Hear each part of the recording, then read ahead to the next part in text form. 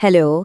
आज हम एक ऐसे शब्द की चीर फाड़ करने वाले हैं जिसे हम हर दिन सुनते हैं, राज्य या स्टेट। आखिर ये है क्या भला? सुनने में तो बहुत सीधा साधा लगता है, पर इसके पीछे कुछ बहुत बड़े और मजेदार आइडियाज छिपे हैं। तो चलिए शुरू करते हैं। तो राज्य क्या है? सुनने में तो बड़ा सिंपल सा सवाल लगता है ना? पर पॉलिटिक्स की दुनिया में इसका जवाब उतना सीधा है नहीं जितना लगता है। ये एक बड़ी पहेली जैसा है जिसके कई अलग अलग टुकड़े हैं। अच्छा, जब भी हम राज्य या स्टेट का नाम सुनते हैं तो दिमाग में क्या आता है? यही सब ना, सरकार जो कानून बनाती है, हमारी सेना और पुलिस जो हमारी हिफाजत करती है, कोर्ट कचहरी, सामाजिक सुरक्षा। ये सब राज्य का वो चेहरा है जिसे हम अपनी रोज की जिंदगी में देखते हैं। पर असली मजा तो अब शुरू होता है। एक्सपर्ट्स का मानना है कि राज्य एक ऐसी चीज है जिस पर किसी की भी एक राय नहीं है। मतलब इस पर जबरदस्त बहस चलती है कि भाई राज्य क्या है, इसे क्या करना चाहिए, और सबसे जरूरी सवाल, ये असल में किसके लिए काम करता है। और ये बहस सबसे ज्यादा कहाँ दिखती है? दो बहुत बड़ी और एक दूसरे से बिल्कुल अलग आइडियोलॉजीज के बीच, कैपिटलिस्ट और सोशलिस्ट। चलिए देखते हैं कि ये दोनों राज्य को किस नजर से देखते हैं। अब इन दोनों में तो भाई जमीन आसमान का फर्क है। देखिए, कैपिटलिस्ट नजरिए से राज्य एक रेफरी की तरह है जिसे लोगों ने मिलकर बनाया ताकि समाज में शांति बनी रहे, कोई गड़बड़ ना हो। वो इसे एक जरूरी बुराई मानते हैं। मतलब जरूरी तो है, पर इसे ज्यादा पावर नहीं मिलनी चाहिए। वहीं दूसरी तरफ सोशलिस्ट नजरिए वाले कहते हैं, रुको जरा। उनका मानना है कि ये रेफरी असल में एक टीम की तरफदारी कर रहा है, और वो टीम है अमीरों की। ये अमीरों का एक हथियार है जिससे वो गरीबों पर हुकूमत करते हैं। ये सबकी भलाई के लिए नहीं, बल्कि सिर्फ रूलिंग क्लास के फायदे के लिए काम करता है। लेकिन क्या राज्य की कहानी सिर्फ पैसे और क्लास के चश्मे से ही देखी जा सकती है? नहीं, बिल्कुल नहीं। दुनिया के एक बहुत बड़े हिस्से के लिए एक और ही कहानी है जो इतिहास, ताकत और पहचान से जुड़ी है, खासकर उन देशों के लिए जो कभी किसी के गुलाम थे। उत्तर औपनिवेशिक राज्य, ये वो देश हैं जो विदेशी हुकूमत से आजाद हुए। अब जाहिर सी बात है, इन देशों का पूरा सिस्टम, इनकी पॉलिटिक्स, इनका समाज, हर चीज इस बात से तय हुई कि उनका अपने शासकों के साथ कैसा रिश्ता रहा और आज़ादी के लिए उन्होंने कैसा संघर्ष किया। एडवर्ड सईद नाम के एक बहुत बड़े थिंकर ने इस पर एक जबरदस्त बात कही थी। उन्होंने बताया कि कैसे वेस्टर्न देशों ने ईस्ट यानी पूरब की एक ऐसी इमेज बनाई जो पिछड़ी, जंगली और बेवकूफ थी। और ऐसा क्यों किया? ताकि वो अपने शासन को सही ठहरा सकें।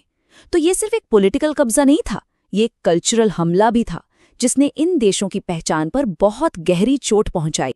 इन देशों की आज़ादी की कहानी को हम 3 हिस्सों में देख सकते हैं। सबसे पहले तो उन्होंने उस हीन भावना को समझा जो गुलामी ने उन पर थोप दी थी।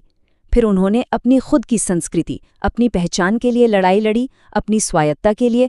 और आखिर में एक दिलचस्प मोड़ आता है। उन्हें एहसास होता है कि उनकी जो नई पहचान है वो उनकी अपनी पुरानी संस्कृति और उन पर राज करने वालों की संस्कृति का एक मिक्सचर है, एक तरह की हाइब्रिड पहचान। अच्छा, चलिए अब वापस कैपिटलिस्ट मॉडल पर आते हैं, क्योंकि टाइम के साथ साथ इस मॉडल के अंदर भी राज्य का रोल बहुत बदला है। जरा सोचिए, शुरू में कैपिटलिस्ट राज्य को सिर्फ एक रात के चौकीदार की तरह देखा जाता था, जिसका काम बस इतना था कि कोई कानून न तोड़े, बस। लेकिन फिर धीरे धीरे सोच बदली। लोगों को लगा कि नहीं, राज्य को सिर्फ चौकीदारी नहीं करनी चाहिए, उसे लोगों की भलाई के लिए भी एक्टिवली काम करना चाहिए। और यहीं से जन्म हुआ वेलफेयर स्टेट यानी कल्याणकारी राज्य के आइडिया का, जो आज हम दुनिया के कई देशों में देखते हैं। तो ये कल्याणकारी राज्य आखिर है क्या चीज? सीधी सी भाषा में ये एक ऐसा राज्य है जो ये पक्का करने की कोशिश करता है कि हर किसी को आगे बढ़ने का बराबर मौका मिले, और जो लोग थोड़े कमजोर हैं, जैसे बीमार, बुजुर्ग या जिनके पास नौकरी नहीं है, उनकी देखभाल की जाए। अब ये करता क्या है? ये लोगों को पेंशन और बेरोजगारी भत्ते जैसी सोशल सिक्योरिटी देता है, फ्री एजुकेशन और हेल्थ सर्विसेज देता है, और ये भी पक्का करता है कि देश में कोई भूखा या बेघर ना सोए। मतलब एक basic minimum standard of living सबको मिले। तो हमने राज्य के कई अलग अलग रूप देखे, लेकिन आज इस पूरे कॉन्सेप्ट के सामने एक बहुत बड़ा चैलेंज खड़ा है।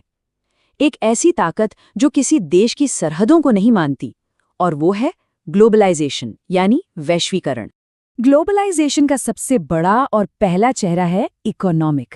आज की तारीख में पैसा, सामान और बड़ी-बड़ी कंपनियां सब कुछ एक देश से दूसरे देश इतनी आसानी से जा सकता है कि पूरी दुनिया ही एक बड़ा सा मार्केट बन गई है। फिर आता है कल्चरल ग्लोबलाइजेशन।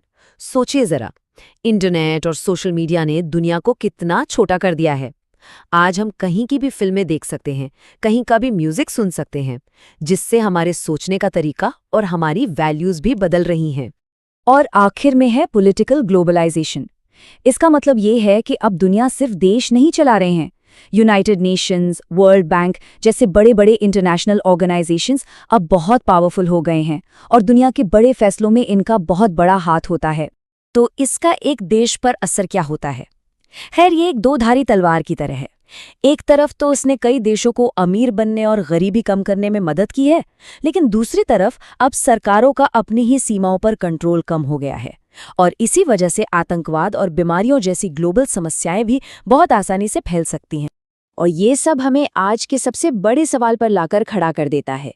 एक ऐसी दुनिया में जहां इकोनॉमी की कोई सरहदें नहीं हैं और क्लाइमेट चेंज जैसी समस्याएं किसी एक देश की नहीं बल्कि पूरी दुनिया की हैं, तो क्या नेशन स्टेट या राष्ट्र राज्य का आइडिया अब पुराना हो चुका है? क्या हम एक ऐसी दुनिया की तरफ बढ़ रहे हैं जहां देशों की अहमियत कम हो जाएगी?